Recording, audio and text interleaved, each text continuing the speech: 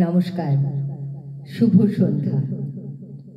হেমন্ত ঋতুকে আমার কেন জানি না বড় নিঃসঙ্গ, একাকী মনে হয়। তাই আজ তৃষ্ণা বসাকের লেখা হেমন্তের ঘ্রাণ থেকে কিছু নির্বাচিত অংশ, কিছু গান কবিতার পংক্তি সহযোগে নিবেদন করব ভাষ্য হেমন্ত লক্ষ্মী। সন্ধ্যা প্রদীপ তোমার হাতে, মলিন হেরি কুয়াশাতে, কণ্ঠে তোমার বাণী যেন করুণ বাষ্প মাখা।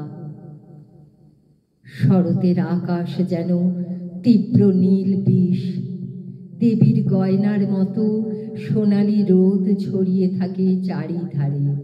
কিন্তু দশমীর দিন বিসর্জনে যখন প্রতিমা ভাসানো হয়, যেখানে প্রতিমার ঊর্ধ্বমুখে তাকানো, চোখে জল, ফিস ফিস করে ছোটরা কথা বলে, গলার কাছে একটা কষ্ট দলা বাঁধে। শূন্য এখন ফুলের বাগান, দোয়েল কোয়েল গাহে না গান, কাশ ঝরে যায়, ঝরে যায়, ঝরে যায় নদীর তীরে। তখনও তো কালিদাস পড়িনি, তাই জানতাম না যে এই হেমন্তকে সংস্কৃত ভাষায় বলে শিশির সময়। সাহেবরা যার হুবহু অনুবাদ করেছে ডিউই সিজন বলে। আবার কালিদাস তাকেই কাব্যি করে বলেছেন চিত্ত সন্তাপের ঋতু। যাক অবসাদ বিষাদ কালো, দীপালিকায় জ্বালাও আলো। হিমের রাতে ওই গগনের দ্বীপগুলিরে, হেমন্তিকা করল গোপন আঁচল ঘিরে। ভেসে যাওয়া দেবী মুখে যে উদাসীনতা, বিষণ্ণতা স্পষ্ট হয়ে উঠেছিল, ঠিক শরতের গর্জন তেল মাখা রোদেও অবিকল সেই উদাসীন বিষাদ। বিসর্জনের শেষে মণ্ডপে ফিরে শান্তির জল আর মিষ্টি নিয়ে আমরা যখন ফিরছিলাম আধো অন্ধকার রাতে, ও তখন আমাদের পেছন পেছন আসছিল। আমি ছাড়া কেউ ওকে চিনতে পারেনি। ওর নাম হেমন্ত। বিষাদ আর মায়া যার দুটো ডাক নাম। আলোর মলিন স্রোত, ধূসরতা, বৃক্ষলতায় মন কেমন করা উদাস হেমন্তের গন্ধ। জ্বালাও আলো, প্রাণের আলো, শোনাও আলোর জয়বাণী রে। দেবতারা আজ আছে চেয়ে, জাগো জাগো ধরার ছেলে মেয়ে।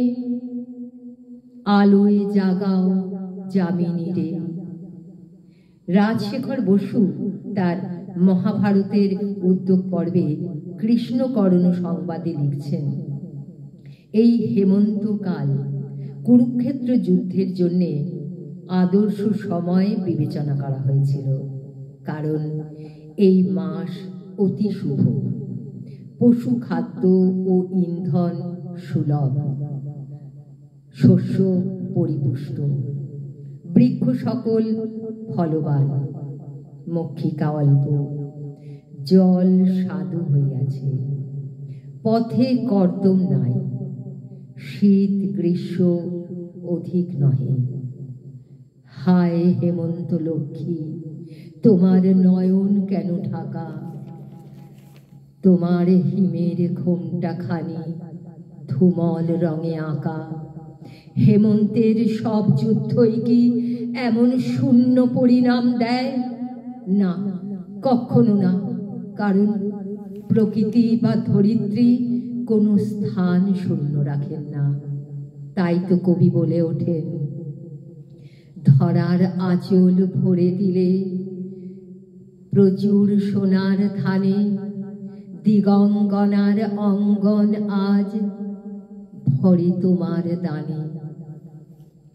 হেমন্তের লক্ষ্মীশ্রী ফুটে ওঠে কাজী নজরুলের কবিতাতেও। ঋতুর খাঞ্চা ভরিয়া এলো কি ধরণীর সওগাত, নবীন ধানের গন্ধ গন্ধ আনে অঘ্রাণ হলো মাত। এই অঘ্রাণ মাসে সূর্য বৃশ্চিক রাশিতে অবস্থান করে, আর এই অবস্থান কালে সূর্যের নাম হয় মিত্র। মিত্র থেকেই ইতু। আবার কেউ কেউ বলেন আদিত্য থেকে ইতু। এই সূর্য দেবতা ইতু ক্রমে শস্য দেবী লক্ষ্মী বা কবির ভাষায় হেমন্ত লক্ষ্মী হয়ে ওঠেন। নতুন ধানের গন্ধ নিয়ে আসে নবান্ন। হেমন্তের শেষে কার্তিক পুজোর কাক ভোরে ছোটরা ঘুম থেকে উঠে গায়ে কিছু একটা জড়িয়ে নিয়ে ছুট লাগায় মণ্ডপে। পাতার আগুন জেলে গোল হয়ে চারধারে বসে সুর করে চেঁচায়, কাউয়া কো কো আমাগো বাড়ি তোমাগো নেমন্তন্ন, কাউয়া কো কো আমাগো বাড়ি আজি শুভ নবান্ন, কাউয়া কো কো আমাগো বাড়ি তোমাগো নেমন্তন্ন, কাউয়া কো কো আমাগো বাড়ি আজি শুভ নবান্ন।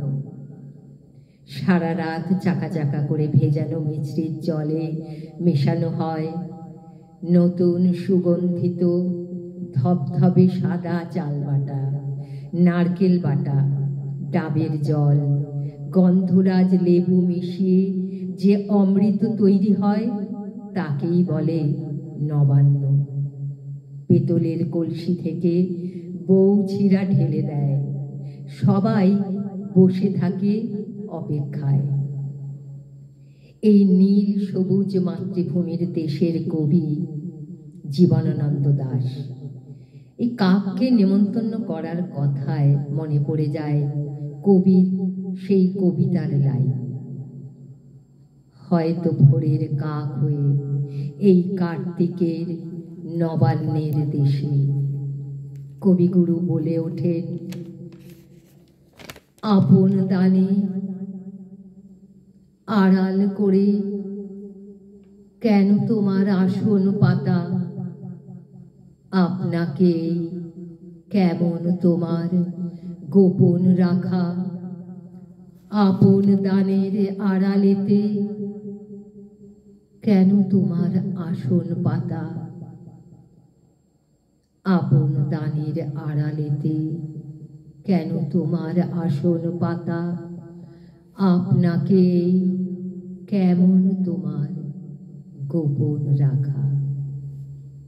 নমস্কার।